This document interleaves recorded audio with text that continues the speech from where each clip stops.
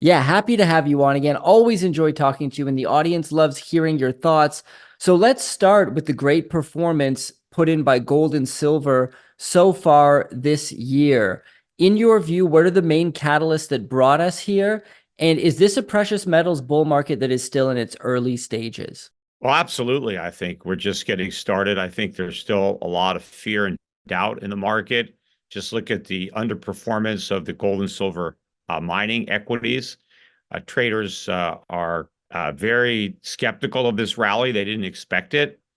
In fact, just a couple of months ago, Newmont Mining and Barrick Gold were basically downgraded to sells, the equivalent, holes by Wall Street because they saw no upside in the price of gold. And that's when gold was around 2000. We're now around 2400, 20% increase. That's pretty good upside. And, it's still early in the year. And, it's just that the traders still don't understand it. They think, well, the Fed is going to cut rates fewer times than we thought, or it's going to delay the rate cuts. And they think that's bearish for gold. But it's really not bearish because it doesn't even matter if the Fed cuts rates at all. The Fed should be hiking rates, and they're not. And that's what's bullish for gold because inflation is already headed back up. It never got down to 2%. Now it's headed back higher. I think we're going to take out the 9.1% peak from mid 2022. I mean, all the forward looking indicators, commodity prices, not just gold and silver, but all commodities are showing incredible strength, much more so than we saw in the previous year. And credit growth has continued unabated despite the Fed's rate hikes. Government is borrowing more.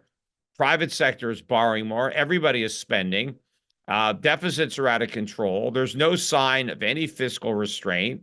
It's the deficit spending that is the driving force behind the inflation. And the Fed monetization and the artificially low interest rates. And even though the Fed has hiked rates many times and we're back above 5%, that's still a low rate. It's still a stimulative rate. It's not a restrictive rate the way Powell and his cronies at the Fed claim. The Fed is still providing easy money to the economy. And of course, we have highly stimulative fiscal policy. So it's an inflationary cocktail, and gold understands this, or gold investors. And the big investors are the central banks, foreign central banks, particularly emerging market central banks, are major buyers of gold. That's going to continue. Investors haven't even really participated yet, but they will, probably at much higher prices. You mentioned on your show recently as well that the mainstream media seems to be kind of asleep at the wheel when it comes to gold and silver rising as well. Why do you think it is that it's so dismissed? I mean, there were even some insane articles on CNBC saying you don't want to own gold because the only reason to own gold is if the world is in chaos, and people that own gold hope it doesn't go up, and all of these insane things.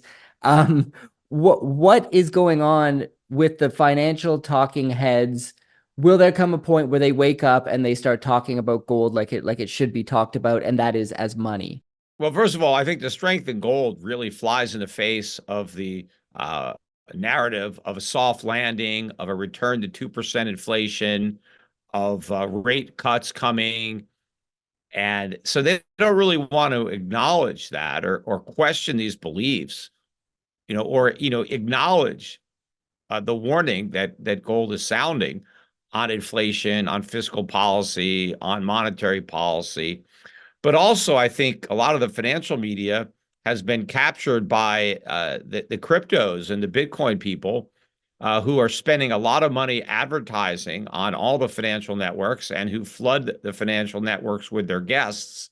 And so I think they've really pushed gold to the back burner because, as far as they're concerned, gold's irrelevant because now we have something better. We have Bitcoin, which they claim is digital gold.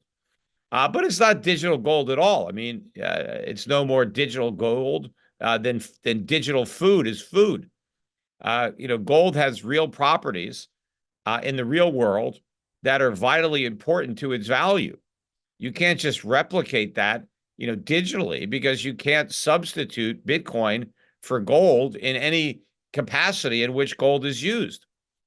So it's not an alternative.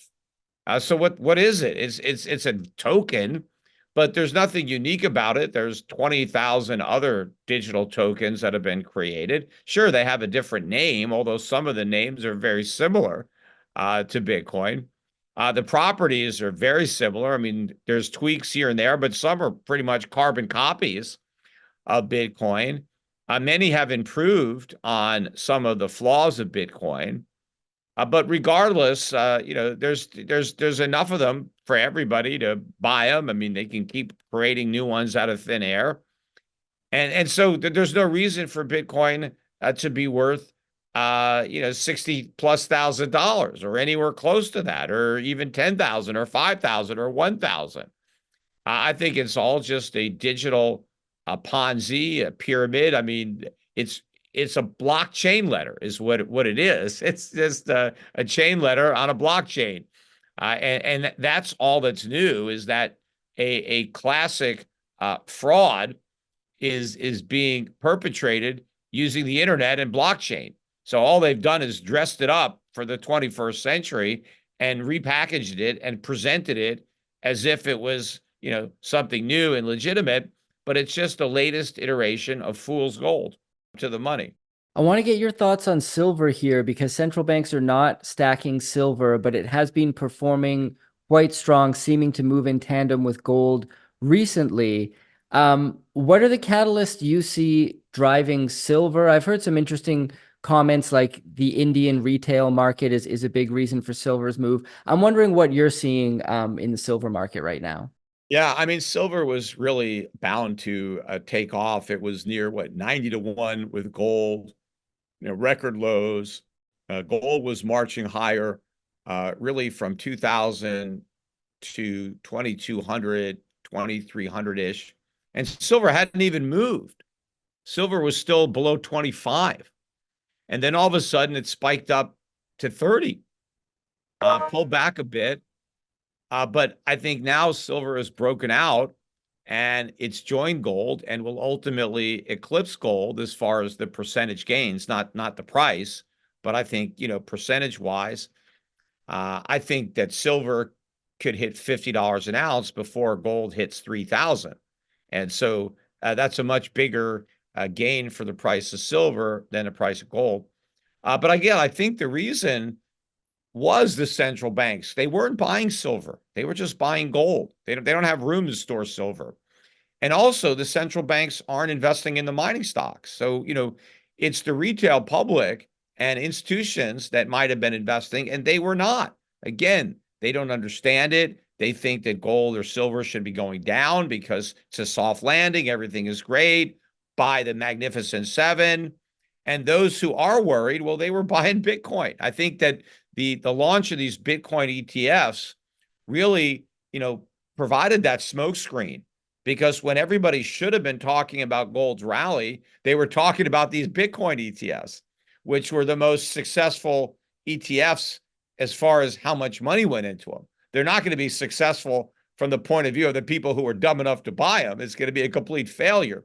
But Wall Street did, sucker in a lot of speculators, so they're making money for now in these ETFs. But I was actually watching during that first month or so we're trading, like there was 1 week where gold went sideways and gold stocks were down like 15%. And it was like, well, what's going on?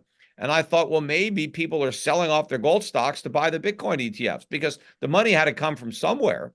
And in fact, all year, we've had record outflows out of GLD, which is the biggest gold ETF, at the same time where gold prices are running up to record highs. And normally it's the opposite. Normally the retailers are chasing a rally.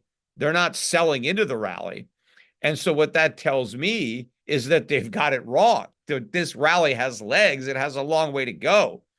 It's not going to be until we have huge inflows from the retail public that we're probably going to get a significant correction. Probably not even a bear market at this stage, but we could have a 5 or 10% correction if the public jumps in. But so far, they're still selling.